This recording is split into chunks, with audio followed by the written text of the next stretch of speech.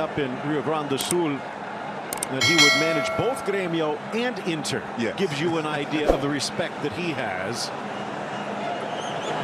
And on the Argentine side, Lionel Scaloni, the 40-year-old, and gives you an idea, came up around the same time as Lionel Messi out of Newell's Old Boys. But while Scaloni joined Newell's as a pro around that same year, Lionel Messi was moving on to Barcelona to join La Masia and start his legendary career. Would not be surprised if part of the decision behind Scaloni stepping in as the interim boss was to try and keep those ties to Messi open. He's been joined by Pablo Aimar and Walter Samuel, two of the legends of Argentina's past, as they work on their future. The Albiceleste from right to left. Live from the King Abdullah Sports City Stadium. Again, 89 degrees, 62% humidity, and light winds from the north to try and cool things off. The five-time world champions wearing the canary yellow and blue, defending the goal to the left, and Felipe Luis with a nice bit of trickery. Jose Hernandez, Pablo Marinho on our Spanish language side. Phil Shane alongside George D. Metellus. Glad you could join us here as we are geared for battle. And as I mentioned, the fans already making a lot of noise when Argentina and Brazil go toe-to-toe. Always seems you're maybe one touch away from greatness. We've already seen a couple of great touches early on in this match. Neymar with a smooth touch, Felipe Luis with a great little touch to get himself into a little bit of space. Both of these teams have magnificent footballers who are brilliant with the ball at their feet. And you mentioned the assistant coaches for Argentina. Pablo Aimar, a great attacking player going forward. Walter Samuel, a legendary defender for Inter. So you have a couple of experienced players on the bench for Argentina that can help figure some things out in attack and also help with the brain trust in terms of tightening the Argentine defense. And Lionel Scaloni might be actually, this match could determine if he gets the job permanently. He is an interim manager. There isn't, don't know who's going to be the man in charge permanently. So maybe Scaloni, this is a chance for him to win the job. You know what? Beat Brazil. It's nice on the resume. Absolutely. Stripped away far side by the near debutant Renzo Saravia. The Racing right back picking Neymar's pocket. Saravia is going to be very key in this match. Obviously, with Neymar on that left side of the Brazilian attack, the right side of the Argentine defense. If he can do his best and make sure Neymar doesn't have that much influence, if he can find a way to neutralize Neymar, which is almost impossible, and just keep Neymar in front of him, that will help the Argentine defense out a lot, because it's a very slow center back duo of Otamendi and Petzela. Only his second match for Brazil. His first against Guatemala in a 3-0 for Argentina. His first against Guatemala last September. 3-0 victory. This will be a little bit stiffer test. Yes. I think the Brazil under-20s would be a stiffer test than Guatemala, but still, you got to get that international experience, and he's getting it. Otamendi returns alongside Petzela, the two big men. See also, again, the intriguing positioning. And the fact that this is a friendly against a respected foe, giving both managers the chance to shake things up a bit. Paredes and Batalla, which one is going to stay back? Does Paredes push up? What does that do for Dybala? Does he play alongside Lo Celso or opposite Correa? Is Icardi going to be the lone man up front, or does Dybala keep him company? So many questions for Argentina. And again, for Brazil, very similar. Gabriel Jesus and Roberto Firmino on the field at the same time. Yeah. Firmino, he's the center forward, and they're putting Gabi Jesus out wide on the right.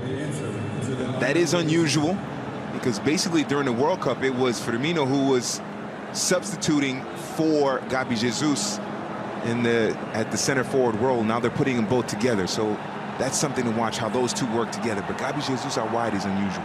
Under pressure, Neymar gets flipped into touch, and the whistle blows. It'll be a free kick for Brazil. Then you have Philippe Coutinho, who tends to play up front, except when Neymar's around.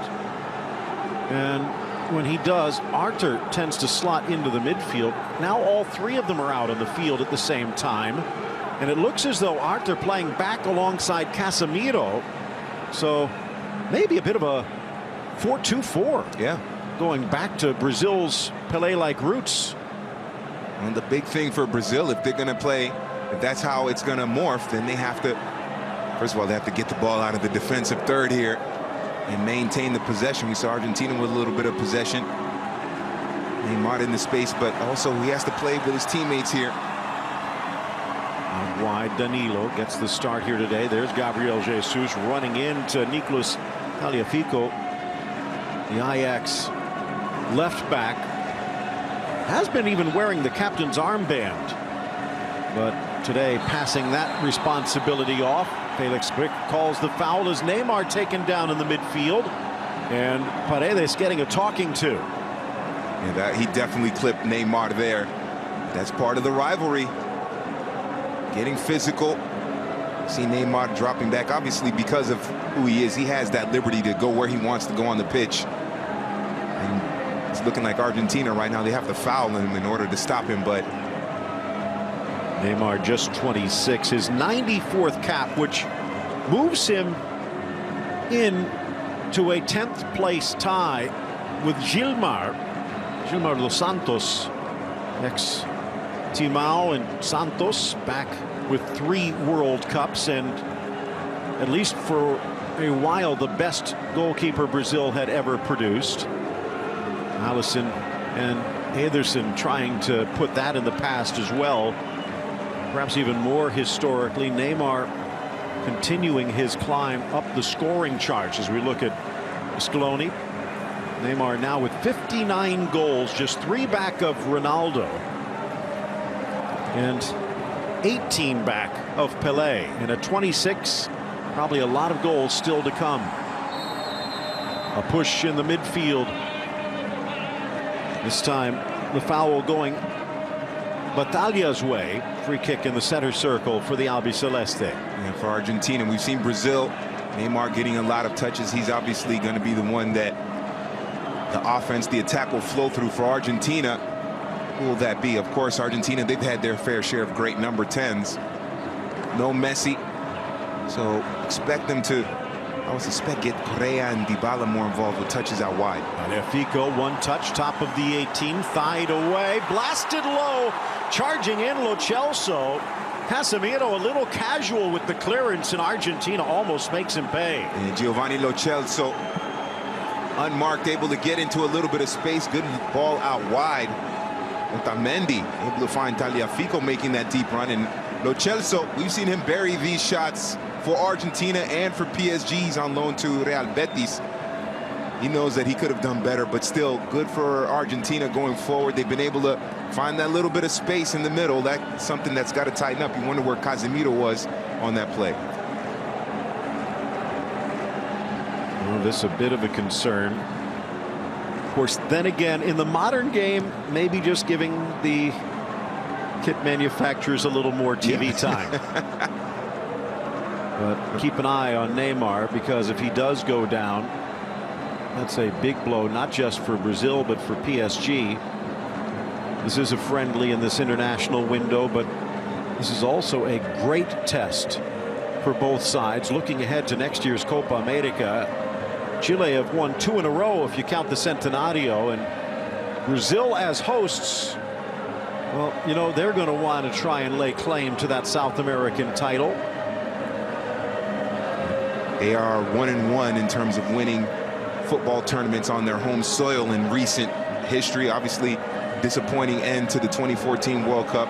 They got the gold medal in the Olympics, which was the one tournament that had eluded them. Right, that was the one they wanted, maybe more than the 6th World Cup. And now that they have the Copa America now next year, they'll want to win that, kind of secure their place as the best team in South America. Chile obviously has that crown right now. But it would be disappointing for Brazil if they do not win the Copa America at home. Out wide on that far flank, Saravia. Playing with Racing, who under former Philadelphia Union and Fort Lauderdale striker midfielder Chacho Coudet topping the table in the Superliga right now, thanks to Saravia. And here he is again on the ball. And Lautaro Martinez is a ex-Racing as well over at Inter now. It seemed like when Sampaoli was the manager, every time Martinez played for Racing, he would score a hat-trick in front of Sampaoli. That certainly got his attention for the national team. So Racing and Independiente, always two clubs that were very underrated in terms of their development of players. Kun Agüero's from Independiente, so Sergio Romero in goal today from Racing, a cradle of goalkeepers. Long ball forward looking for Icardi. Marquinhos tries to clear. Touched back, Correa scrambling, and back comes Arthur to sweep things away. Now on the break, Coutinho. Neymar slips it in. Firmino, again, deceptive. Not so much in his speed, but in his control. Certainly a key player for Liverpool when they made that run to the Champions League final last season. Casemiro stripped. Yeah, him and Sadio Mane, of course, Mohamed Salah as well. Roberto Firmino breaking onto the scene in terms of the attention he got on world football with German football with Hoffenheim. And he's turned it into a situation where now he's a regular call-up for Brazil. So again, it's one of those where he doesn't look imposing. It's not really until after the fact where you realize what role he plays, and sometimes that could be with a little flick, a little touch, and sometimes a run where he never touches the ball. Firmino, that complete forward, well, maybe everywhere but scoring. Just 8 goals in his 26, which is one area where Gabriel Jesus tops him. But Tite himself went and said that maybe, just maybe, he did not play Firmino enough, and if he had, it might have been a different ending to the World Cup for Brazil. Yeah, you mentioned he's not a prolific goal scorer. He wasn't at Hoffenheim. He has his good share of goals at Liverpool, but it's his presence on the pitch, what he does, his movement off the ball, his ability to connect and make those right passes. And as you said, even when he's not involved in the play, his positioning just helps the team look more dangerous in attack. Roberto Firmino, those are the kind of players where the numbers don't prove how valuable he is. And I know for a lot of Brazil fans, they were screaming for Firmino after Gabi Jesus just wasn't that effective in the World Cup. Let's see if in 2019 at the Copa America that makes a difference if he plays Firmino more. I'm sure Chichi, who's a very intelligent coach, is going to make that adjustment. Nodded down, intercepted before Coutinho could bring it in, cleared back to the 34-year-old João Miranda. You kind of sense that Copa is going to be his swan song. A late bloomer, but already up to over 50 caps. Neymar to the inside, eludes Saravia, top of the box, tries to poke it 3. Otamendi with the touch. You see the value of Firmino there. Firmino saw that Neymar was cutting inside to the middle, so he floated out wide to the left. That allowed Felipe Coutinho to go through the middle, and Neymar couldn't get that ball through, filtered through to Coutinho. But Firmino's movement off the ball was crucial there. Hard hit. Gabriel Jesus colliding again with Tagliafico. Well, Tagliafico, the message is sent. That's the second time he's had a pretty physical tackle or encounter with Gabi Jesus out there on the left. Maybe Neymar with a crew cut gets away with that, because it wasn't much more than a hair if it was offside. Very close. I kind of have a feeling also Tagliafico, after those 2 collisions, the next one might be a card. Approaching the quarter-hour mark. Brazil in the yellow, Argentina in the sky blue and white. Just 1 shot combined between them so far as they feel out this match. Still getting bogged down in the middle, in the midfield. Neymar across the 6, touched away just before Marquinhos, and it was Icardi doing the defensive work. Mauro Icardi is a player that a lot of Argentine fans have been wanting for a while. We don't have to go back and relive the drama of why he hasn't been called up recently, but now with Higuain possibly on the way out. Kun Agüero not called in. This could be Icardi's time to shine. Neymar, the header up and over. Looked like Miranda may be getting the touch.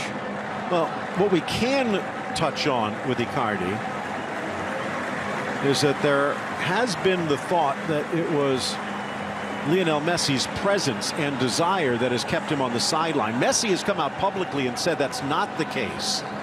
But he has to say that. He has to say that, yeah. And there's really only been, if I recall, one match where the two were on the field together. It's been a struggle for Icardi to find the back of the net. Down goes Arthur off that little give and go. He still has without Messi today. That does also handle another bit of controversy. Many believe that Dybala and Messi cannot play together because, well, I guess to put it simply, they are the same player. They occupy the same spaces. But without Messi, maybe a chance for Dybala to shine. I think it's a shame because you would figure two. Edge of the 18, slammed in, Otamendi, ball knocked free. Arthur, actually Coutinho rolling it back. Here's Danilo, but just too tall. But you would figure that Messi and Dybala, two excellent football minds. Obviously what they can do physically is impressive, but two very intelligent footballers could get together and figure out how they can make Argentina better, and then both of them sacrifice a little bit for the benefit of the shirt. They haven't been able to do that. There's some egos involved there as well, and it's a shame because if both of them could find a way to work together, both of them are smart enough footballers to figure it out. If they could both just work it out and figure out how to play together, I mean, they could make Argentina unstoppable. Messi and Dybala, it would be amazing. Maybe they still have time to figure it out and iron out if they have any differences, but I think those of us that are football fans, we're being robbed of two great players playing together and some beautiful football that they could generate. And Jorge Sampaoli never really had the chance to work that through, jumping in midstream. Yeah. You kind of wonder what would have happened if he would have had a full cycle, but was not meant to be. And for whatever import it might have, notice Dybala actually going all the way over to the left here today. As you pointed out, Correa a lot more comfortable on that right side. And maybe a little bit of matching up as well. Almost looks like a 4-2-4 from Argentina. Flipped with the outside of the boot. Trivela out wide for Gabriel Jesus. Argentina handles it well. Now Batalla. Tagliafico right now one-on-one against Gabi Jesus, and he is controlling and dominating that matchup. Nice run, Lo Celso. Miranda over, poked forward with backspin in the area. Casemiro with what looked to be a push. Down goes Correa. Felix Brick with a good view says no penalty. That one is close. It looked like Casemiro may have extended that right arm and pushed Correa in the back to bring down the Atletico Madrid man. Little mini Madrid derby there between the Real midfielder and the Atleti attacker. I think Casemiro got away with one there. That looked like a penalty to me. Just enough. And again, it's just a friendly, so no video review. Down goes Neymar. Again, drawing the attention. But Paredes this time. Third time on the foul, and it will be the caution against the Zenit St. Petersburg midfielder. And Leandro Paredes from Roma came up with Boca Juniors a second time. He's got into it a little. It's stuck in there. The hip check, definitely a yellow card against Paredes. Let's see. Not at first. He definitely gets into the back of Correa there. Scaloni not impressed with the call. Here, as you can see, Gabriel Jesus already losing the ball against Tagliafico, who just prevents him from getting there. Yeah. So not much to it, but again, Tagliafico with a couple of hard hits early, tempting fate just at the edge of the area. And that particular play was good defending by Tagliafico. Danilo holds Firmino across, but carries past Neymar, and a bit of a breather for Correa. Sarabia. See, that's Firmino right there. You see, he timed his run perfectly and got the ball through from Danilo. Gabi Jesus wasn't making those type of runs for Brazil. Given away, Felipe Luis, early ball in for Firmino, second header, grabbed by Alisson. Argentina doing a good job right now of just also getting the numbers back defensively. There were 3 Brazilian attackers in that play, and 5 Argentine defenders in the area. They're going to make up, if they have a pace disadvantage, that back line, they make up for it with getting the numbers back and making sure that they keep themselves organized defensively. Well done by Argentina's defense so far, especially Tagliafico, just keeping Gabi Jesus in front of him. Neymar dodging the blades on that far side. Coutinho forward for Firmino. Looked to be a push. Referee says no. Here's Paredes just pirouetting away. Dybala back. Danilo in. Scaloni calling for the foul, and Brick will blow the whistle.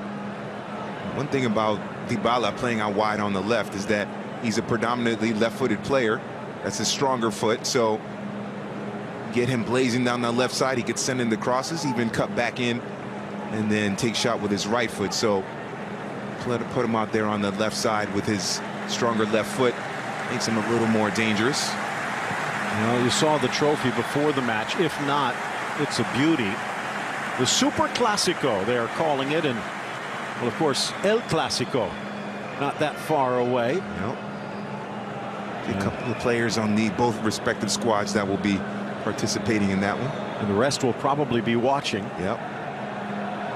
In the Super Clasico, well, this is a super matchup, arguably the best matchup out there in international football, even with Argentina in a downtrend.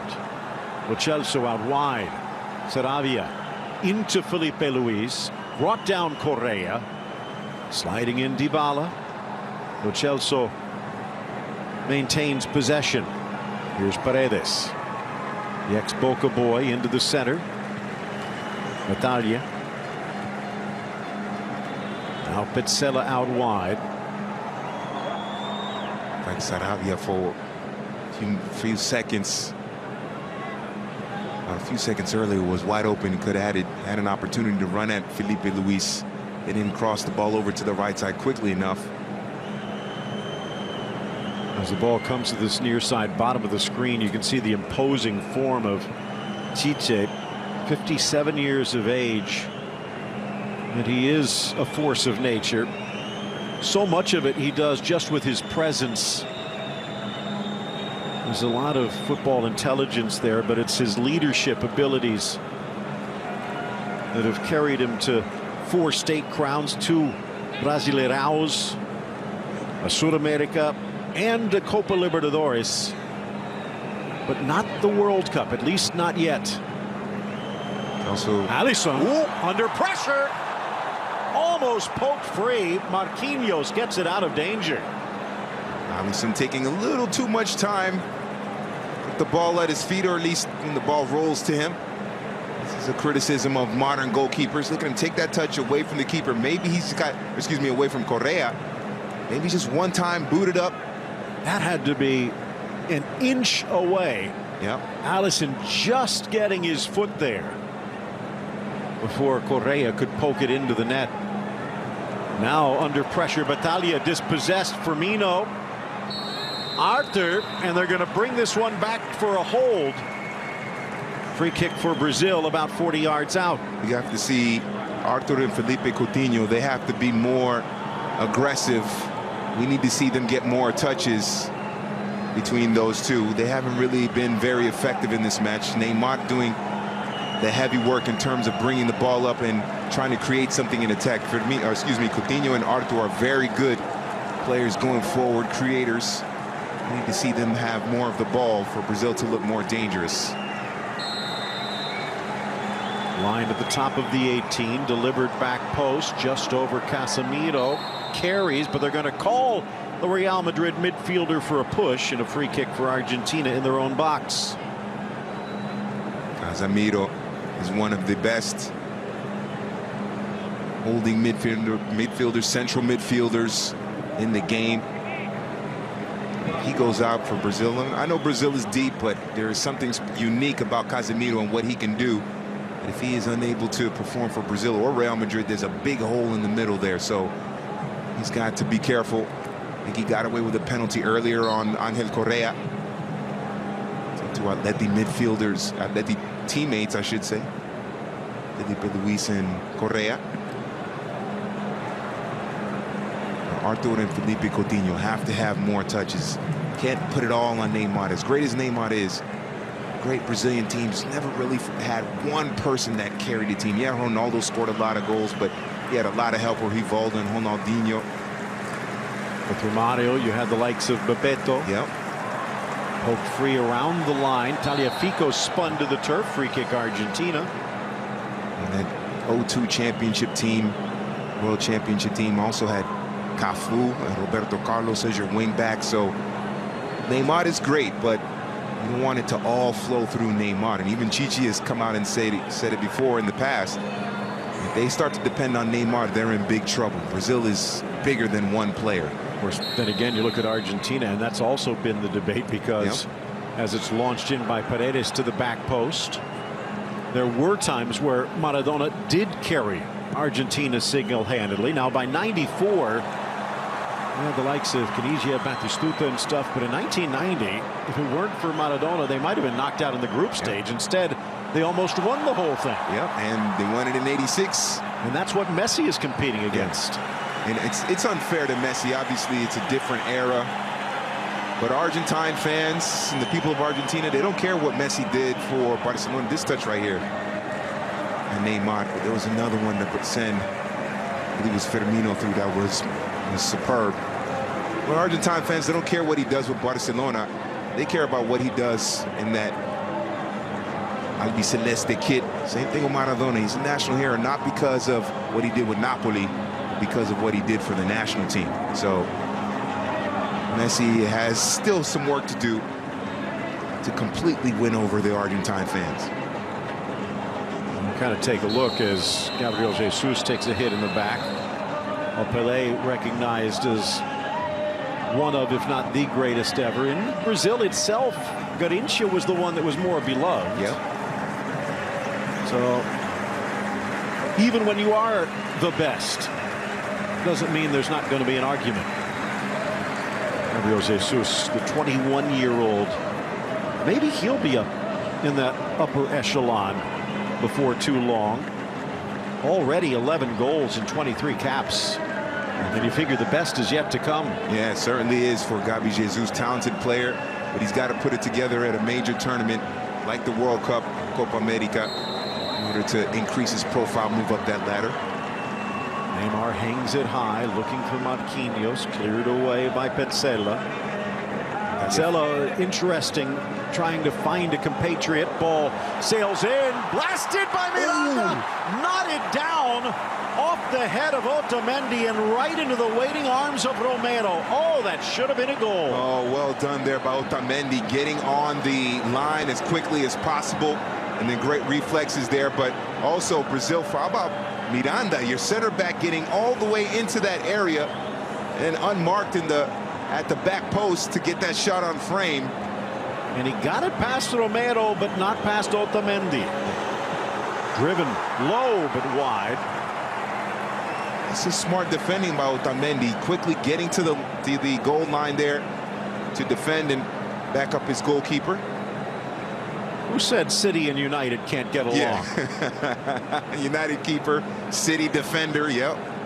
But Otamendi, look at him rush to the end line right there to protect the goal line. Well done by Otamendi. And as you kind of pointed out, the touch from Miranda, that's a center back. Yeah. It's like like he draws the foul. It's like a hierarchy in Brazilian football when you're a kid growing up. The kids that have the better touch, they go to the top of the formation. If you have decent touch, but you're not as good as everyone else, they drop you to the back line. So you're a Brazilian defender, you probably still have an excellent first touch. Scaloni talking with Marco Fritz, the fourth official here today. Not exactly sure what he's complaining about. Yeah. Maybe some of these fouls from distance, thinking Brazil being a bit chippy. At the moment, only 4 fouls against Brazil, 8 against Argentina. Here is Paulo Dybala. No Messi. Dybala with a talented left boot. He scored from this distance with Juve before. 30 yards out, near corner, just whistles wide. Alisson might have had it covered. And there's a reason why they call that man La Joya, because in these situations he can strike them. Look at, very close. I don't think Alisson would have been able to keep that out. That was a jewel kick. The breeze of the ball rippling the net, but on the wrong side of the post. These two teams are just loaded with talent, loaded with not just excellent players, but players that can put on a show, that make it fun to watch. Dybala for Argentina, Correa. I'm a big fan of Correa and what he can do. And then obviously with Brazil and Neymar, Coutinho, Gabi Jesus as well. I think that's another aspect of this rivalry that makes it so much fun, is that it's not just excellent footballers. These guys really can put on a show and make it fun to watch. Looks like because of the temperature, there will be the water break. So refreshment break in Jeddah. Temperature again hovering just under 90. You can see the sweat on Tite, and all he's doing is standing. Yeah. It was a smart decision by Brazil to keep him on after the disappointment of the World Cup. They probably should have beaten Belgium, although Belgium definitely deserved to win that game, but they were definitely the more attacking, aggressive side in that match against Belgium. Just, you could say, unlucky. Also, Belgium, as I mentioned, deserved to win it. It would have been a knee-jerk reaction to let him go. He's been the best Brazilian manager that the national team has had probably since Felipao, the 02 Felipao, not the 2014 Felipao, but the 02 Felipao that won the World Cup. So, well, Tite studied under Felipe Scolari, although, while he is a proponent of strong defense, maybe a bit more adventurous than the former Palmeiras boss. Absolutely, and with the national team, you can't be overly conservative or defensive. You have to give those players like Neymar and Coutinho, Firmino, you got to give them that space to express themselves in that uniquely brilliant Brazilian style. So he's intelligent enough to tweak his system and his philosophy to fit the team, and you can see his communication skills as well. I mean, he's become a beloved coach with the players. There's that press conference with Neymar in which he defended Neymar, and Neymar was so emotional he had to leave because of what Chichi said about him. So he has certainly brought the team together, and he's smart enough to know that he has to manage the emotions in the players as well as tweak his tactics. They are having fun in this stadium, the King Abdullah Sports City. That's what it's all about, enjoying 90 minutes of two of the greatest teams in the history of world football. You could coordinate the wave a little bit better, but still, as long as everybody's having a good time, that's the most important thing.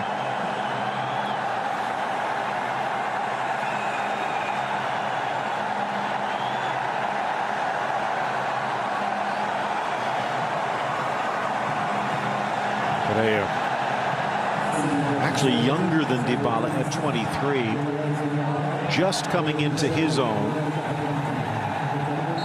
somewhat lost in the shadow of the likes of Antoine Griezmann, but he has been vital for Atletico and could be rather useful for Argentina. Here's Scaloni. The times that I've seen Atletico Madrid play this season, he's jumped out of the television for me. He's fantastic. Wisniewski with the hard hit. Down goes Dybala. Felipe Luis pleading his innocence to no avail.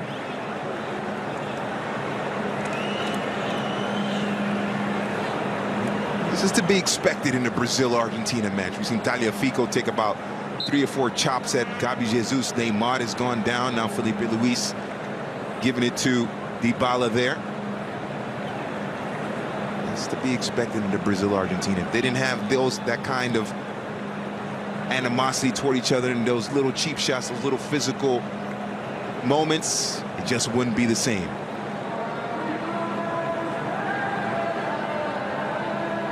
But it's hard for Argentina right now to generate anything up the middle. I know people will say that's where Messi could do his damage, but going out wide with Dybala and Correa might be the best maneuvers. Top of the 18, charging in. Lo Celso might have brought it down with his arm, but also trying to draw contact. Felix Brich lets them play. That came from a movement out wide. That's where Correa and Dybala, they're playing out wide. So that's where the strength is for Argentina in this attack, is out wide. Natalia and Paredes, more of just midfielders that can link up the attack, link the midfield or the defense with the attack. Chelsea will have that liberty to go forward more than Paredes and Batalla, but the strength of this Argentine attack is out wide with Dybala and Correa.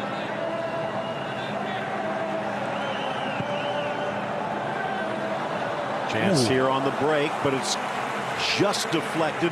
A lot of pressure, a lot of eyes on Nico Otamendi to see if he still has it. As you pointed out, maybe not that fleet of foot, but his brain obviously in hyperdrive. Yeah, he's going to have to be very busy with that movement of Firmino. Of course, he has Batalla and Paredes kind of helping him out in front of him in the midfield. Into the area, and no chance for Coutinho. You see Neymar trying to pick out that long pass from Arthur, making the deep run through the middle, and that was open because Firmino had floated out wide. When Neymar drops that far back, especially down the left side, Firmino smart enough to recognize that there's space out wide on the left, and that opened up that middle for Arthur. So, and that's the value of Firmino right there. It's not something you could see in the stats, but when you watch the game and you see the spacing and the movement, you can see why he's critical. Nice layout wide for Danilo, but now what? He retreats. They call the stadium the Shining Jewel, and as you can see, holding up very well.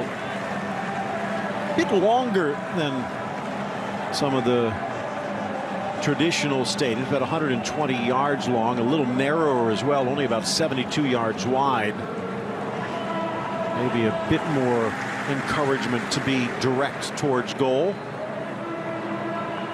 Then again, knowing what Brazil could probably do in a phone box, I don't think they need much space. Yeah. I think that's actually part of the training for Brazilians. Well, we've seen what they can do in an airport. Oh, yeah, yeah. One of the best commercials ever. Keeping the ball off the ground through the airport. Argentine's not too bad either. They could control the ball in a phone box as well. Maybe just not with the bossa nova. Yeah. With the tango, probably, like that. Final 8 minutes of this opening half. Regulation winding to a close. Coutinho goes wide. Uses Felipe Luis. Argentina building a barrier. And the pass off target looked like Firmino maybe just taking his eye off. Actually, it was Coutinho who saw the ball whistle past. Now Dybala. A gift. Looking for Tagliafico instead. It's right to Jesus. Now to Neymar. Tries to slot it across. Second effort. Parried away Otamendi. Oh, Neymar. He's got to give it to Firmino sooner. Drives it himself, but this one errant and a goal kick. Oh, it's a great interception of the pass there by Gabi Jesus, and he gets it out wide to Neymar. Firmino is coming into the box. If he lays it for Firmino, Firmino can one-time the shot. He had some space, even take an extra touch, maneuver around an Argentine defender, and then have an even better chance at goal. But Neymar held the ball a little bit too long there. If he just one-times it, he gets that touch and just leaves it for Firmino, who's coming in unmarked. It could have been Brazil 1-0 against Argentina. I mean, don't want to question Neymar's decision-making because of his individual brilliance, but that was one time where he just took too many touches there. Got to lay it off for Firmino in that situation. 6 shots so far. Possession in favor of Brazil, about 60-40 right now. 8-6 in fouls Argentina. And while there will be a large number of changes before this is over, maybe a few when the second half gets underway, I have a feeling we'll see even more offensive in the second half. Coutinho dodging the challenge, unable to thread that ball through as he would have liked. Here's Lo Celso. They were trying to get it through the middle there because they know Gabi Jesus or Firmino, they have that ability to just, with their pace, to get in behind that Argentine defense, especially if you're talking about Petzela and Otamendi pretty quickly. But Natalia and Paredes right there in front of them to offer more bodies to filter that ball through. So it's a smart tactical decision there by Scaloni to put Paredes and Batalla in front of Petzela and Otamendi. It's making it harder for for Brazil to build through the middle and break them down that way. Either way, Neymar flips it to the center, rides the challenge, almost surfs his way into the box. Now Casemiro, but the strong challenge, Lo Celso out for the throw-in. That's what Neymar can do. You see everybody in the crowd rising to their feet because of the brilliance there of Neymar, but at that last second, dispossessed there. Otamendi doing a great job in this match. He's played very well. Little miss. Wide for Danilo. Now plying his trade at Manchester City. Arthur, quiet match for the Barcelona mid. Yeah, definitely. Him and Felipe Coutinho not that involved. You're not seeing them help out in the attack as much. You want Neymar to get his touches, but you also want Arthur and Felipe Coutinho to get involved as well. These two, Coutinho and Arthur at Barcelona. I mean, Arthur was the man to help Gremio win the Copa Libertadores last season. And certainly raised his profile in world football, and he's a talented player, but got to get him more involved. He's got to be a little more adventurous going forward, a little more aggressive going forward, him and Coutinho. Casemiro is an excellent player in the back there defensively, so you can take risks going forward, put more men in attack, because you have Casemiro back there to back him up. Again, back to Alisson, who was almost stripped by Correa. This time Icardi could not get close enough. This is a rivalry that dates all the way back pre-FIFA, 1914. Ooh. The very first meeting between these two. Argentina ended up winning it in Buenos Aires 3-0. Brazil, I guess, a bit of a late bloomer. Yeah. But they've more than made up for lost time. Sure have.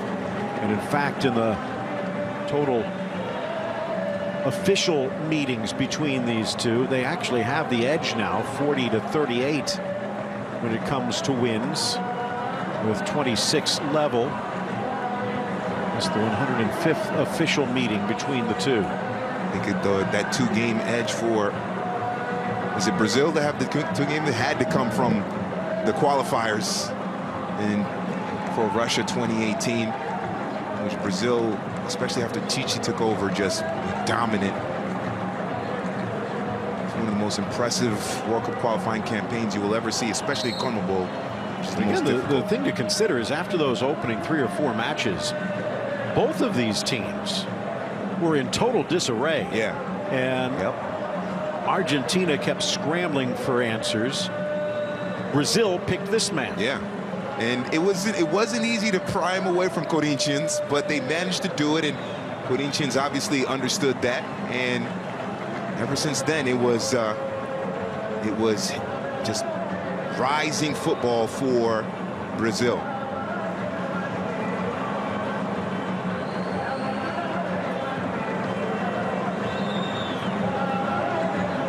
Sela for Otamendi. Penultimate minute of this opening half. Someone just tweet Dybala better than Neymar. I don't know about that. Don't talk to him about it. Oh, okay. Yeah, he said don't. He said if you disagree, we'll leave that one alone. Don't at me. Don't at me. Yes. 90 seconds back as the two teams looked all the world to be comfortable heading in at level terms at the break. Now, You'd figure Tite, more than Scaloni, might be tempted to leave some of his stars out a bit longer. He's actually going to be the man that has lessons to learn as the interim boss. Scaloni may be a little more considerate towards not overextending some of these players and spreading the joy around. We'll have to wait and see. Both of them with lots of talent on the bench. Here comes Neymar looking for a goal just before the break. Poked free. Sliding in Italia. Chipping it in Coutinho. Now it's Pizzella doing his best. Otamendi. Again, looking at the bench, you have the likes of Gio Simeone. Neymar with a back heel flick. Coutinho trying to caress it in. Hint of a handball. Was it on the chalk? It looks like they're going to say on the line for the penalty area. And Felix Brick is pointing.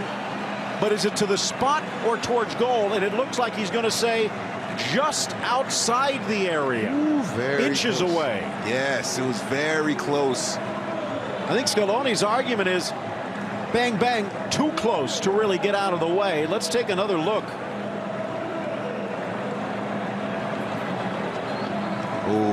Oh, there's another. There's two handballs there, perhaps, from that angle.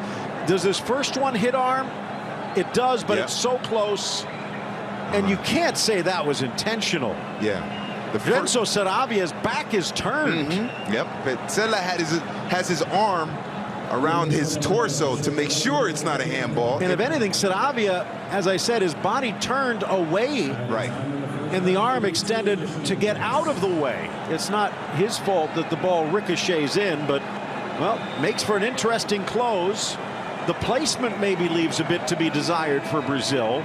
25 yards out on an angle from dead center. And it's been a quiet half to this point for Sergio Romero, but it's getting noisier by the second.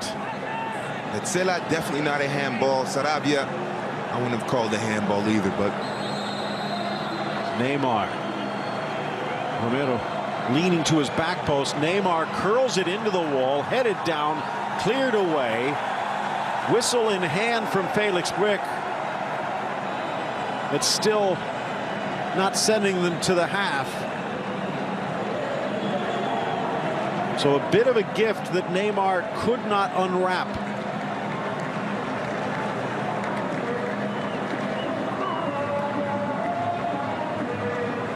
This is going to be very interesting to see what happens in terms of the changes, not only to personnel, but to the tactics that both Lionel Scaloni and Chichi will make in the second half. I think Coutinho and Arthur, they have to be more aggressive going forward. Create some opportunities, use their individual skill to break down the midfield of Argentina and try to get something going through the middle. And that will be the case. To the dressing rooms they go. Will it be Simeone or Lautaro Martinez for Argentina? Malcolm and Richarlison, along with the resurgent Lucas Moura, available for Brazil. Still plenty of firepower, but nothing catching flame just yet.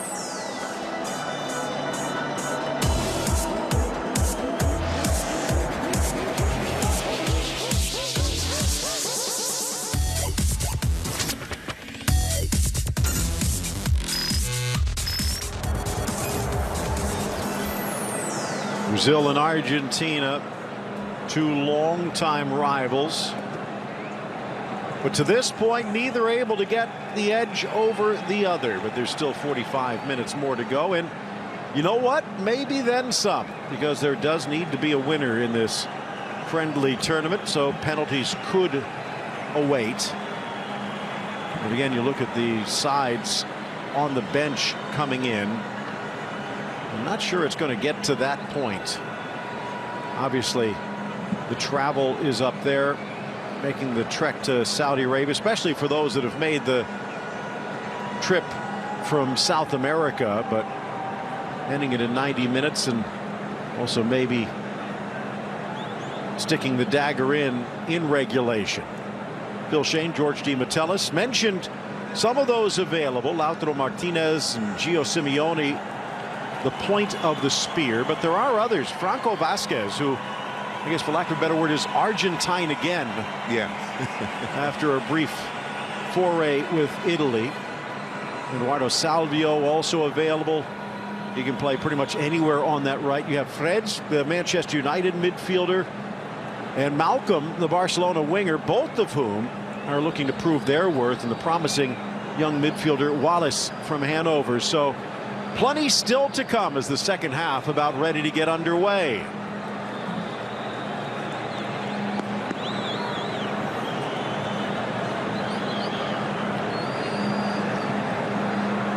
Felix Brich checking his watch. Mauro Icardi checking Brich. And we are underway to start this second half.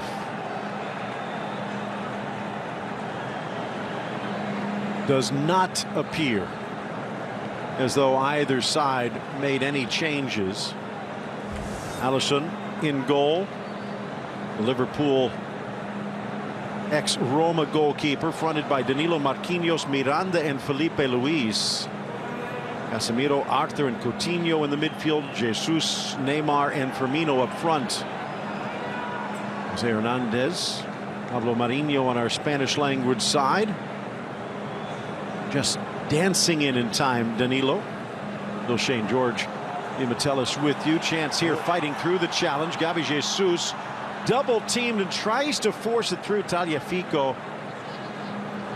Such tight surroundings, did not have much of another option, but Tagliafico kept the legs closed and shut Brazil.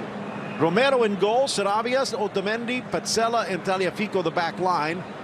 Battaglia, Paredes, and Lo Celso the midfield. Dybala, Icardi, and Correa up front. Only caution to Zenit's Leandro Paredes in the first half. George, of the two sides, the fact that neither making a switch, does that surprise you on the nice touch from Lo Celso? No, it doesn't surprise me at all. I think you have to let these squads and these talented players get about 10-15 more minutes to figure out what they want to do here. I'm sure Chichi and Lionel Scaloni have said, all right, we want you to make these changes. We want these tactical tweaks as well. So you have to give it time to play out in the second half. So I'm not surprised that there aren't any changes at halftime. Well, it looks like that's about to change on the sideline. Sarabia getting set to get this back in play. Chipped across, smashed down with the trailing run. Lo Celso, good cross by Correa when Lo Celso could not get all of it. Yeah. This is Correa winning the ball, looking to get around Miranda, get around Casemiro, and Icardi because of his run. Neymar. Sarabia got there first, and Neymar clatters in. Bit of a message sent. Been a good match for Sarabia. Mentioned, have to only go back to last month against Guatemala for his only other appearance for Argentina. And that right back position is pretty much up for grabs. Gabriel Mercado has had it, but at 31 years of age, the Sevilla defender, who, by the way, scored the only goal back in June last season between these two down in Melbourne. But Mercado, kind of a stopgap. Ball across, headed up and over. Danilo back on defense. Mercado better served as a center back than a right back. And really mentioned earlier, on the bench right now for Argentina is Edu Salvio, who was actually called in as a right wing back when they tried three in the back at one time. So the Benfica winger having to do some defensive work, which he did well, but not naturally. Splitting. Alisson finds Casemiro. Long ball forward for Gabriel Jesus. No chance for Firmino. And so Marcos Rojo, I figure, might be in the mix in terms of the defenders. especially out wide on the right. I know that might not be his natural position out wide on the right, but we've seen him play out there before. Mauricio Bustos is here today as the potential backup. Of course, the former Dallas resident Ramiro Funes Mori now plying his trade at Villarreal after some time at Everton. Could step into the back line along with the youngster and yet to debut Juan Foyth, the 20-year-old now with Spurs. So not just in the attack. Another in the midfield is Santi Escasivar, the 21-year-old for Stuttgart, who many are calling the next Mascherano. He can play and have the career Mascherano had. That midfield is locked down solid for a good 10, 12 years. Tangle in the midfield. Lo Celso seems to be in some pain. See that little divot. Meanwhile, Tagliafico rubbing some feeling back under the shin pad. Tagliafico. Ooh, yeah, that's a tough clash there, Marquinhos. His teammate. Take another look. And here Gabriel Jesus and Tagliafico very similar on the two challenges. Well, that's got to be Jesus maybe getting a little bit of revenge on Tagliafico, because in the first half, Tagliafico was physical with him, chopped him up a couple of times. Ball forward, cutting back, lifting it to the near post. Icardi trying to make something from nothing. He says it was deflected, and it looks like Argentina will get the corner. Quick restart there by Argentina, and this is why Icardi can be so effective. You get him the service in the area, and he can either score a goal or at least win you a corner, and he did that there. Player down inside the box, maybe tactical, but maybe not. Danilo seems to be in some pain. Eder is on the bench, the Porto right back. Looks like he would be the straight swap. They do have Alexandro available out on the left, who I would not be surprised to see. While Fabinho, now with Liverpool, more known as a midfielder, has spent some time at that right back position. And when he was with Monaco, we saw him play right back frequently out there. Yep. And then in the midfield, Wallace and Fred also available for Brazil. But to this point, no changes. That might change here. Again, in a friendly, if Danilo is hurt enough to seek medical attention, why risk it?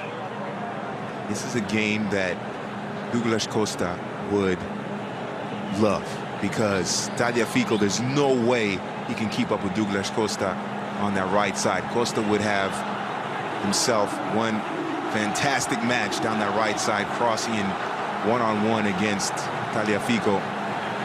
It's a bit of a concern, judging by the reaction of Danilo. He will have to exit since the treatment came on, but will it be for good? Just moments ago saw Claudio Tapia. Beautiful seat that he was sitting in. Didn't look that comfortable. I think the lazy boy they put him on. Absolutely. Might be a little hard. Man, that is some great seats there. And they will make the switch, and it will be Fabinho. 7th appearance. And Danilo limping gingerly. Outswinger towards the spot. Glances off the back of Petzela, and Alisson scampers over. Take another look at this, because it didn't appear as though there was much contact when Danilo went down. Well, there he reaches in, and it's the ball that hits him, not the foot. And then it rolls over. And then as he is landing, you're right. So maybe a little twinge, just the ball tweaking the ankle, but then all of the weight comes down. Ooh, that looks painful. That is painful right there when you roll your ankle like that. As I've said, Manchester City using him situationally. Yeah. But twisted ankle might keep him out for a week or two. You can make the argument, a lot of people were not fans of Danilo when he was at Real Madrid. You can make the argument that Pep, using him at City, has made him a national team player. You can make that case. I've heard it before. Leave it up to the people watching to make that decision. Correa making friends again. And I wonder if that one might have a little payback in the Atleti dressing room. We'll be talking about that. Poor ball from the Real mid. Arthur. Quieter role, not just for Arthur, but even Coutinho in the midfield. As much has gone, shall we say, coast to coast. Yep. It is un-Brazil-like to play the long balls and bypass players like Arthur and Coutinho. Just turned his body to shield it away, but then Lo Celso does him one better, and then Firmino returns the favor. Parried away, Sarabia in good position. Well, Brazil poking and probing, but unable to break through at the moment. Casemiro again. Neymar offside. Take another look. This was close. Maybe by a foot. How about that? Neymar always putting on a show, Neymar. Ronaldinho-like. Yeah. The last person I've seen do that was Cuauhtemoc Blanco. Pretty good at those Spaldinians as well.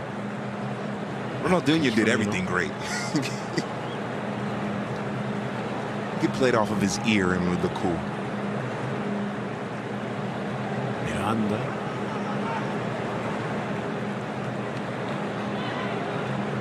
Arthur. Felipe Luis. Like Firmino, both got their start at the unheralded Figueirense. Moving on to bigger and better. The line. Neymar stops, starts, almost impossible to keep up with. Dances through Sarabia, but the ball stays put. Neymar's found it difficult to get past the 25-year-old right back. Yeah, well done by Sarabia. He got help from Battaglia there. He got around Battaglia, but Battaglia able to kind of keep him within arm's distance there and push, give him a little bit of a push there, give him a little bit of contact there to help out a little bit. But I'm wondering if Neymar isn't dribbling too much in this game.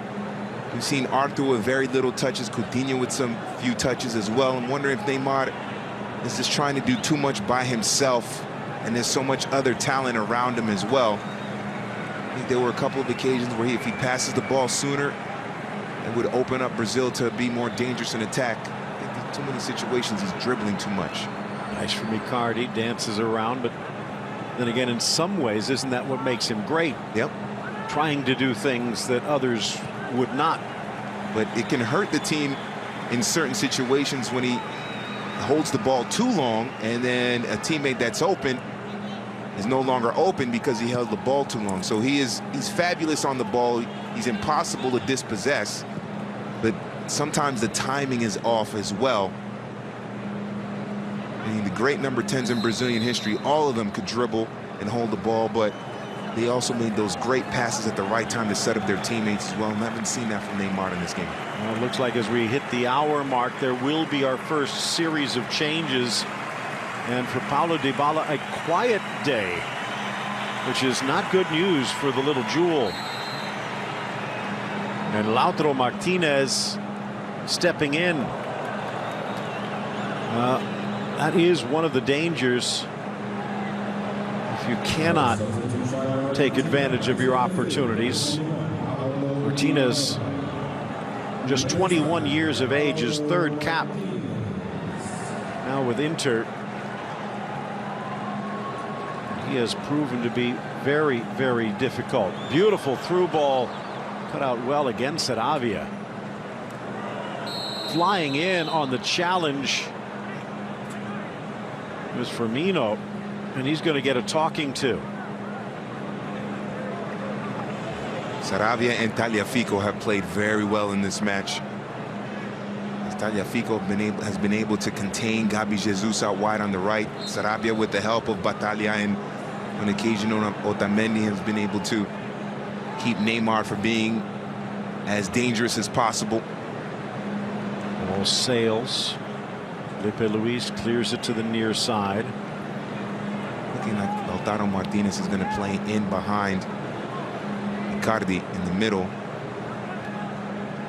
Correa out wide, maybe Lo Celso out wide on the right. Lo Celso a little more freedom to roam outside on the left.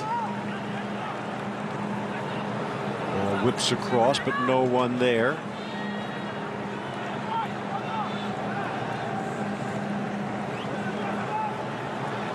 Blasted from distance. Ooh. And it almost curls in at the back post for Paredes. Leandro Paredes found himself in an excellent position with some space. No one really closing down on him. Easily around Gabi Jesus, and then long-range effort. He scored his share of goals like that for Boca and for Roma. The shot escapes him. It's a tough break for Argentina.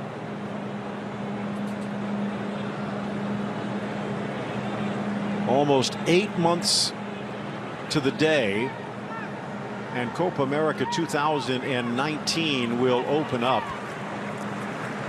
They just announced last month the stadiums, and São Paulo's Morumbi will be the site of the opener. Home of São Paulo Futebol Clube. Ball slips through, chance for Martinez. Good ball. Icardi lifts it around. Lo Celso, back post. Marquinhos stays in position.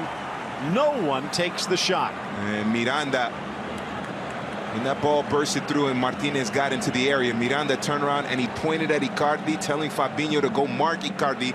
He knows him from his day together at Inter. Blasted off Miranda. Correa bursts into the box, chips it across. Icardi challenges Marquinhos again. Now on the side volley. Lo Celso, he's been the danger man offensively, but Brazil keeping him away from goal. Certainly has been the most likely to score a goal for Argentina in this match is Giovanni Lo Celso. By the way, the Copa America will end July 7th at the legendary Maracanã. And you know what? This might be the final. Ooh. Slips through for Neymar. Rattles around, well defended. Otamendi again. And it trickles back to Alisson. Well done once again, Otamendi. And you have to say, if this scoreline holds up, at least after the 90 minutes, then Otamendi's put in a man-of-the-match performance. He's been excellent in the back. I thought it would be a point of weakness that Brazil could exploit, but hasn't been the case. Foul against Correa, and his insistence will earn him a caution. Now, I would say Sarabia would be up there as well. Now, yes, you were going to say. Sure. I was going to say, why is he complaining about a yellow card? He just pulled the man's shirt. It was obvious to the entire stadium. Don't complain about it. Just put your head down. You deserve to keep going. But to your point about Sarabia, I think he's been man of the match material as well. He's performed very well, keeping out the likes of Neymar, this dangerous Brazilian squad. Brazil, maybe Marquinhos and Miranda, but in all honesty, they have not been tested that much. Right. Which does not do well for Icardi and Dybala's future call-ups. Yeah, for sure. Icardi is a player that when he gets his chances in the area, he finishes, but he still needs that service, and there's no one there to provide the service. Correa hasn't been able to do it. Obviously, Dybala wasn't able to do it because they took him off. He's looked dangerous. That one chance when Martinez came in, and obviously they know each other from for playing together at Inter, so it's frustrating for the number 9. It could be Higuaín, it could be Agüero, it could be Icardi. Just not getting the service right now. Japan and Qatar, the two invited teams. The United States again rumored, but because of the Gold Cup, would not be able to send an A team away because, again, for the invited teams, the Copa America just a friendly, so they cannot demand the club teams release the players. Again, you take a look at where things stand. Argentina, so many questions. Brazil, so much pressure. What we saw from Colombia the other day against the United States. And again, I sense that before we get to Qatar 22, Fabinho chopped down, and it looks like a caution coming against Lo Celso, just a little over-eager. I sense that this Colombia squad maybe needs a little refreshing, but at the moment they might be at a peak, which for Copa America time could be a chance for the title. Ecuador, Paraguay, Uruguay on the way up, perhaps with Osorio. Peru, who we saw against Chile in impressive form, and we will see again today against the United States. And then Uruguay, even with the stumble against Japan today, they're bringing in some new blood. Yeah, they're always dangerous, Uruguay. And Venezuela, you never know. They're not the pushovers that they used to be. And that certainly is the case. And Atlanta United's Joseph Martinez is scoring a ton of goals. He could be in great form heading into that tournament. Venezuela, a team on the rise. So that's, I mean, it's wide open. To me, I know Brazil is the favorite. You would expect it a favorite, but watch out for Peru. I know they don't have Guerrero. Might be his last tournament. We'll see what that whole situation is. The suspension should be over by then. Yep. They do have Gareca for now. Yeah, that's the key right there. He's a great coach, obviously a fantastic manager. And I think Guerrero's been the leading goal scorer in the last 2 tournaments. So Neymar trying to free Sarabia, does, stops on the goal line, plays it back from the ground. Correa just got enough. And then coming out Paredes before he's pulled back. And Neymar looks like he's going to go in the book. Being consistent, if he calls the same thing against Correa. First caution against Brazil. Maybe not as much there, but from behind, so he has to make that move. Is that a penalty? And you know what? If there was VAR, I think Battaglia has just given Brazil the chance. Yeah, certainly has. He did not get any of the ball. He definitely makes contact with Coutinho. That looked like a penalty to me. Kind of intriguing, from absolutely nothing to now almost integral to the game. Video review.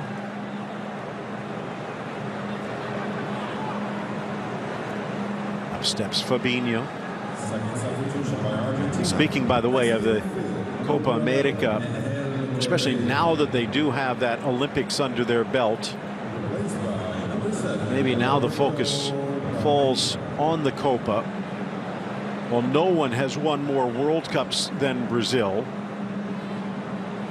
Both Uruguay and Argentina considerably more successful in the South American Championship. Just 8 titles for the Canarinho. Fabinho maybe a little too tricky for his own good. Lo Celso tried the pirouette. A little roulette.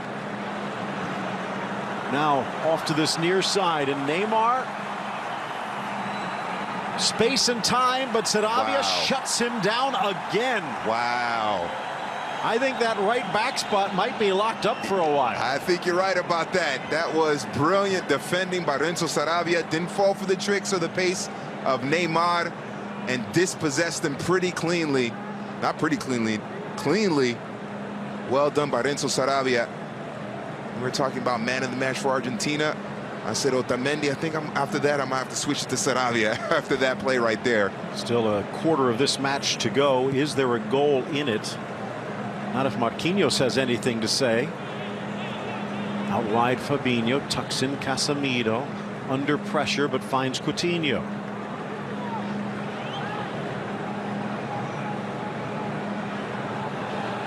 Again Neymar with the extra gear. He's got something to prove. Hard hit Sarabia. The ball sails across. 2 misses on the back post, but they're going to bring this one back to the original challenge, and Neymar is hurt. Just been singing the praises of Sarabia, and then Neymar turns on the burst past Renzo Sarabia. And he needed to make that challenge there in order to. And he might have come out hurt. Yeah. Might have pulled something trying to keep up. Good refereeing in my mind. Argentina may be arguing, but in effect he gave the advantage. But because of the challenge, Neymar needed to rush the cross. And he sweeps through Neymar. That's a clear yellow card. Maybe looks to be more dangerous in live play, but Again, it shows what Neymar is capable of. And Neymar didn't need to sell that. No. He didn't need to sell it. That was a clear yellow card on Sarabia. The first time in this match that Neymar has been able to win that one-on-one versus Sarabia. So Sarabia has played well, but Neymar, all he needs is that one chance, and he's going to run and destroy a defense. Looks like Salvio is about to check in just moments after Pereira did. And it was Richarlison who came in for Gabriel Jesus. And what a start he's had to life in England. He certainly has been fantastic for Everton and for the Verde Amarillo. Yep, absolutely. Maybe he's the next number 9 if Gabi Jesus doesn't get his consistency. Neymar 25 yards out on an angle, sets it up on the volley. Romero denying Arthur. Oh, what a shot that would have been. Great service by Neymar. And now, unmarked. Argentina, the tackle from Miranda, and that's going to come back. João Miranda is going to go in the book for denying what would have been a breakaway. And now all of a sudden, busiest man in the park is the referee. Well, you called it. Might not be a goal, but there might be a red or two. That would not be a surprise in a match like this. It's a great ball by Neymar. That's definitely something they practiced on the training ground. Look at Arthur, that right-footed bending. Almost. And maybe that swerve helping Romero out a little bit, because it swerved basically right to Romero, but still great skill there by Arthur just to get it on frame. For Romero, hurt just prior to the World Cup, which again could have changed Argentina's fates. Was not exactly a tour de force from Willy Caballero. Yeah. But at the same point, we're taking a look at a goalkeeper who really has not been a starter for his team in 6 years. A backup at Monaco, a backup at Sampdoria, a backup at United for the last 4 years plus, but he's still, I guess you could say, undisputed #1 for Argentina. And that's a surprise, especially when you consider someone like Geronimo Rulli, or as they say in Argentina, Rushi, but who's getting regular PTs, a regular start at Real Sociedad, so, and younger too. All sails, no chance for Firmino. Romero out quickly. But Romero has shown in certain situations, big game situations, that he can make crucial saves, so it's a comfort level for whoever the Argentine manager is.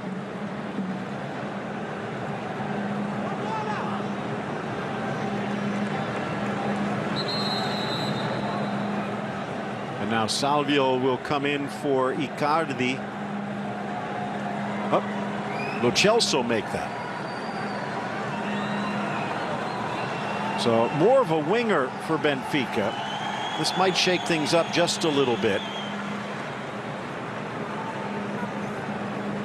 Promising start for the Betis attacker, but fizzled a bit as the match moved on. We have, I think it's looking like Toto Salvio comes on. Well, he's about to come on here. I'd be surprised if Argentina look like a 4-4-2 here. You have Pereira on the right, Salvio out wide on the left, or maybe they flip-flop, and then Martinez and Pereira up top.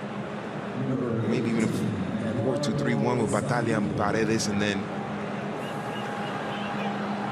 Pereira, Martinez, and Salvio as the 3 attacking players behind Icardi. See Richarlison pulling up that right side. Arthur couldn't find him. Neymar quick feet. But the pass catching Coutinho by surprise. He tries to get there, but commits a foul in the process. It's I don't know, the experiment of putting Gabi Jesus out wide on the right, now Richarlison out wide on the right, hasn't really paid dividends for Chichi in terms of the attack or a goal. But obviously it's experimentation. I don't think that we'll be using Richarlison or Gabi Jesus out wide come Copa America time. Not sure about Chichi's German. Yeah. But Marco Fritz obviously understood. What if they might have been speaking English? Yeah, I know, because Chichi has spent a lot of time in the United States. His son, who's now one of his assistants, Mateus, a former star player at Carson Newman down in Division II. So would not put that past him. Isn't it compulsory in German schools to learn English as well, multiple languages? So, yeah. Actually, consider, you know what? From Rio Grande do Sul, he might have spoken German. Yeah, that's true. Yeah. Into the area, Neymar pulls it away, dispossessed. Salvio, the early touch, tries to get around Felipe Luis, and then forced to retreat. One touch into the middle from Saravia. Goes awry. Now a chance for Arthur. A little bit of space. Slots it into the middle. Slashing run Richarlison, but he cannot get around Tagliafico. Falls for Firmino. He stops.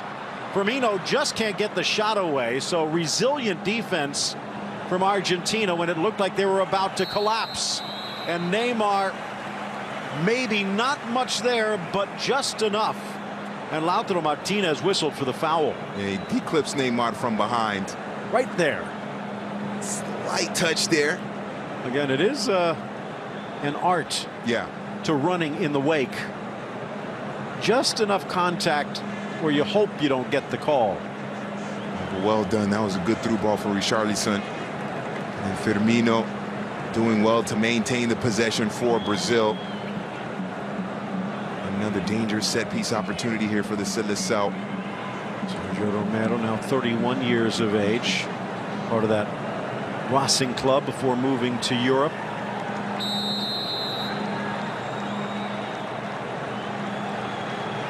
Neymar from a good 35 yards out. Maybe if it was 50. Yeah. And there were uprights. But a break there for Neymar. Neymar, I wonder if him playing out wide on the left is the best position for him. Thomas Tuchel seems to disagree. Yeah, even when he was at Barcelona, he was out wide on the left with Messi and Suarez. Although with those three, you basically just put them on the pitch and let them do their thing. Although both Tuchel and Tite have tried to give him a little more free rein to slot into the center as a creator. Maybe putting him there from the start might be better. I mean, traditionally, the Brazilian number 10s, you put them in the middle. Obviously, they're brilliant, so they'll make the right choices in terms of their movement off the ball into space. But maybe Neymar just seems a little bit too pinned on the left side. You want him all over the pitch, not just on one half of it. And maybe by his starting position, it cuts down a little bit of his space and effectiveness.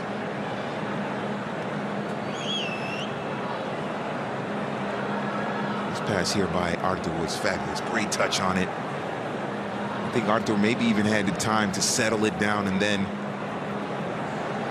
pick where he wanted to go with the ball, but that was something they worked on the training ground. So that was what Arthur wanted.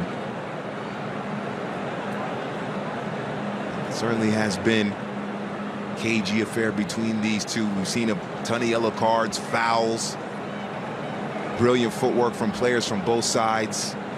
Now we're just waiting for that game-winning goal. And I think Lionel Scaloni knows that he has this is a job audition for him to become the permanent manager of Albicelestes. Next month, Mexico looms. Well, Brazil will be taking on Argentina.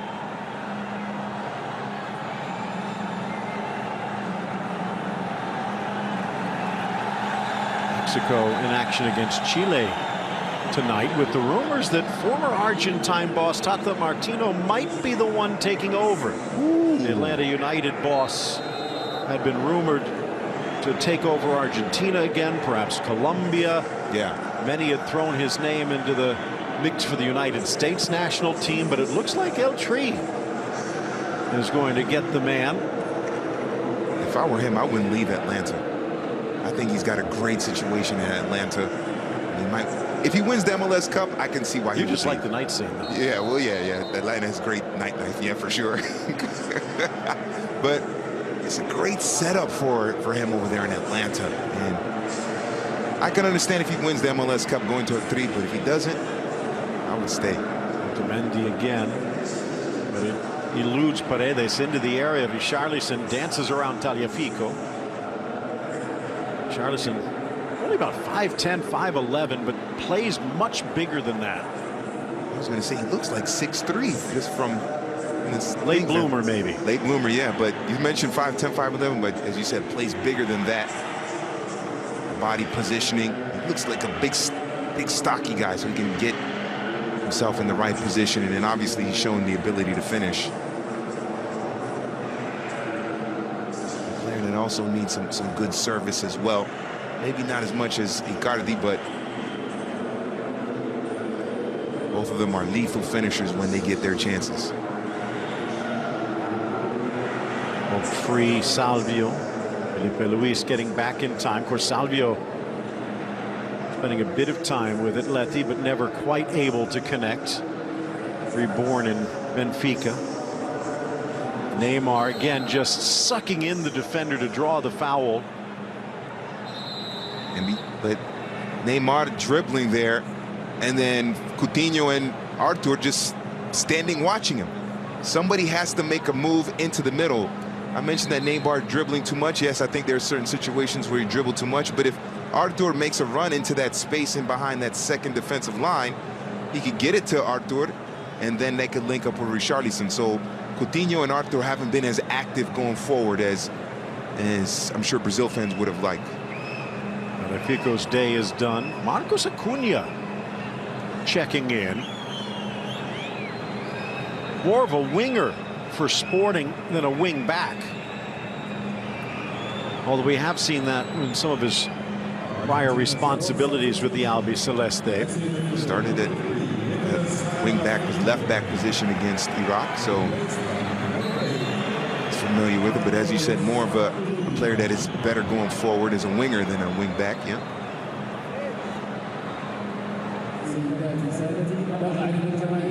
Only two substitutions so far for Brazil. And now Coutinho or Arthur would be out. Neymar gets rid of it just in time before Otamendi pounces, and it does throw the pass off just enough. As you heard, almost 62,500 in attendance in this beautiful stadium. Ball forward, curling his run. Richarlison back to his right, but then tried to go to the well too often. Otamendi knocks it free. What a ball, Neymar. Ooh. But Felipe Luis, just not enough fuel in the tanks. Felipe Luis was open for about a minute and a half down that left side. Richarlison dribbling back to the right side and into the teeth of the defense. They could have gotten it to Felipe Luis a lot sooner. He was unmarked for a good, like I said, about a minute and a half. This is a great ball by Neymar. And you wonder, Felipe Luis saying, I'm open, and then thought the play was over. Maybe that's why he was late to react to the pass by Neymar. But they've got to get that head up and get it to him sooner. He was wide open. Still two changes, including Franco Cervi, who scored the final goal against Iraq just a couple of days back. Maxi Mesa. So maybe still something left for Argentina with 7 minutes left. And as you said, for Chiche, 84th minute now, and he's only taken 2 players off. They are loaded with talent on the bench. I don't understand it. You have Lucas Moura, who is a player with pace that can run at the defense, not afraid to go one-on-one. If you want someone to replace a Coutinho or Arthur, you have a Renato Augusto, who is someone that Chichi trusted a lot in World Cup qualifying, and they played very well. And Wallace and Fred. Yeah, and they called Lucas Moura back into the mix. Yep. So it's definitely a head scratcher. Casemiro. Oh, so close. Looked like it might have taken the slightest of deflections. And it almost nestles into the corner. Spins off the backside. And almost in at the back post. Oh, Romero was frozen. He was leaning to his right. That ball going to his left. Unfortunate for Brazil. Very fortunate for Argentina. From the corner, cleared Otamendi. Top of the box, Miranda. Maybe had the best chance for Brazil, where he beat Romero, but not Otamendi. This time, the curling run, Fabinho, but he runs out of space. By the way, Fred started the match against Iraq. Wallace came on. Lucas Moura as well in the second half. But Malcolm, to this point, has not played in either match. And they had also the backup right back to Danilo and Fabinho. Could conceivably put him in and move Fabinho to the midfield. So many options. And that will be one of the questions, I'm sure, for Tite, especially if someone comes up lame in these final 5 minutes. Yeah, well, you have to say, if you're being critical of the midfield, you have to say Coutinho and Artur, in terms of their play, have come up lame. They have to be more involved in the attack. I guess they've done their job defensively. They haven't had to worry too much about any threat from Argentina down the middle. So that could change here. Driven across Acuna. Felipe Luis just plays it safely out. It's going to be a corner kick for Argentina. At the moment, just their second. 19 shots, but only 3 on goal. Possession increasing now, 63% Brazil, but the scoreboard is level. I wonder how much of that possession is on the feet of Neymar. And he hasn't been effective in this match. Neymar, when he's trying to run into the middle, he's surrounded by 4 or 5 people. And as great as Neymar is, to consistently beat 4 or 5 Argentine defenders is almost impossible. Paredes from the corner. Ball rattles around the penalty spot, cleared by Miranda. Well, Neymar with more touches than anyone. Another chance here, but flipped on, hangs in the air for Alisson, who uses his height to grab hold. 95 touches for Neymar. Argentina closing things down to the point where only 53 passes. 5th substitution for Argentina, and it will be Gio Simeone. If you actually kind of squint your eyes just a little bit, you can see the resemblance, but not when he plays. His dad was a destroyer, pretty good passer, but a destroyer and one of the best. And his son is turning into a rather opportunistic finisher. Must be from the mom's side. Yeah, I think so, Mom probably played striker in her days, So Icardi leaves, Simeone in. We already talked a little bit about Dybala. Icardi, anything to write home about? No. Icardi ineffective mainly because he just didn't get the service. That's the main thing for Icardi. Neymar with some flash, the sizzle to Coutinho, but he telegraphed Paredes, able to intercept, and now touched away Acuna. I'm a little surprised that Icardi is the substitution here. I know he was ineffective, but it wasn't really his fault. It was because he didn't get that much service. I thought maybe a Paredes would come off or somebody like that, but Scaloni made his decision. Luis, Neymar, Salvio over to defend. But then loses the ball. Too much mustard on that hot dog.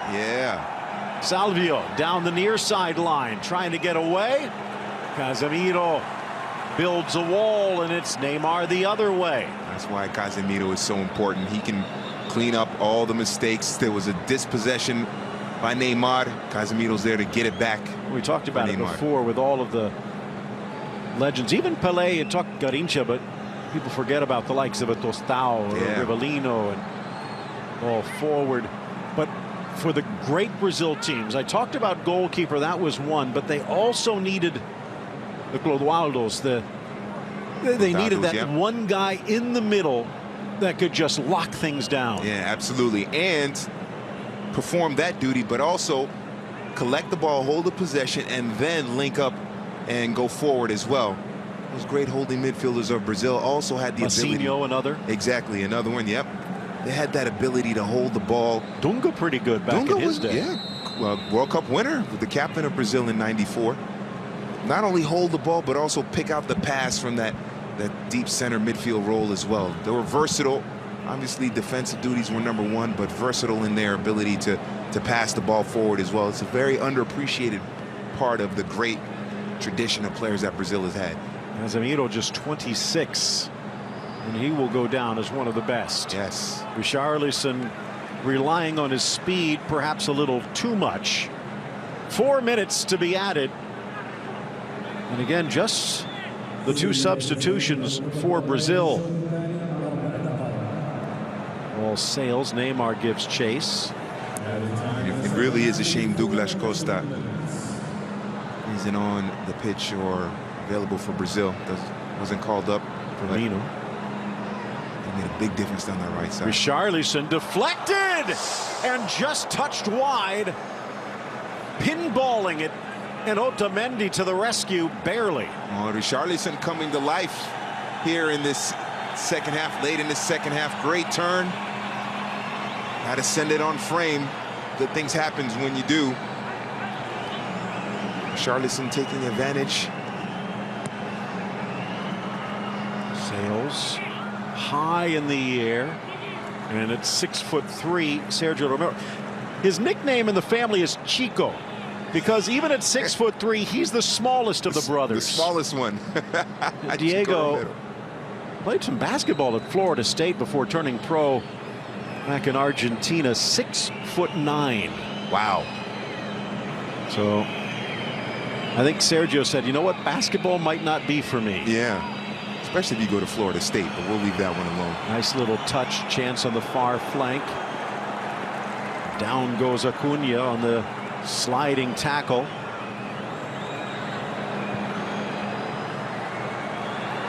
Near side Neymar, things open up just a bit. Tries to get around Sarabia, blasts it in, and it rattles away off Petzela. Sarabia, an excellent job on Neymar. It was going to be tough for Neymar to get a service into the area. There's only one other attacking player joining him.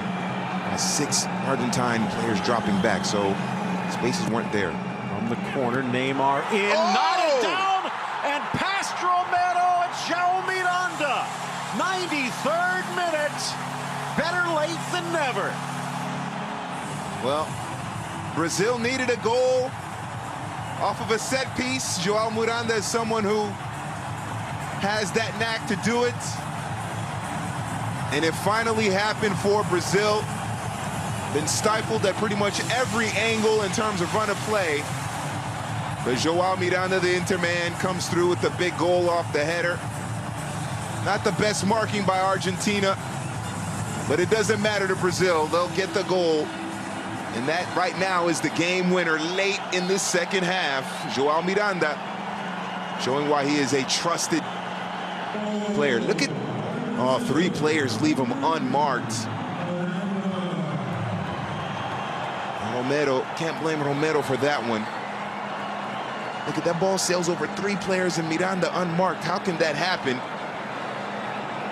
Who is responsible for marking João Miranda? Simeone was there. Herrera was there as well. And it's got to be heartbreaking for Argentina. Talk about Miranda, and he was almost an afterthought. You think about how many Brazilians go around the globe, but it took him until 2009 before he got his first cap. And he had the likes of Luisao and Edmilson, even Roque Jr. was in the mix back then. The emerging Thiago Silva, David Luiz, tail end of Aldair, etc. Lucio, remember him? Yes.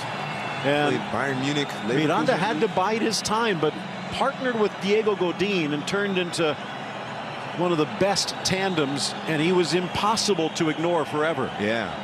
Earlier in the match, I mentioned how Danilo at Real Madrid was not really highly regarded in terms of even being on the radar for the national team. Then he goes to Pep Guardiola and turns it around in City. You could say the same thing for Miranda in terms of the coaching of Diego Simeone and being next to Godin at Atletico Madrid. That certainly helped put Miranda on the radar for the national team. Just his third international goal for Miranda. And it will win this Super Clasico against Argentina, bar a goal in the final seconds the other way. Scored against Colombia back in 2016 and back in March against Russia. But here today against Argentina, one to remember. And remember, denied Otamendi's heroics in the first half, but he would not be denied here. Best attacking player for Brazil in this match in terms of dangerous goal-scoring opportunities. The most dangerous ones has been Joao Miranda. You mentioned it, denied by Otamendi in the first half, and then the goal here in the second half. Brazilian center backs, they have a knack for putting the ball over the line into the back of the net. Right? However means they do it. Marquinhos intercepted by Otamendi. Checking his watch is Felisbrick. There can't be much more time. And again for Tite, eventually putting in those two substitutes in the second half.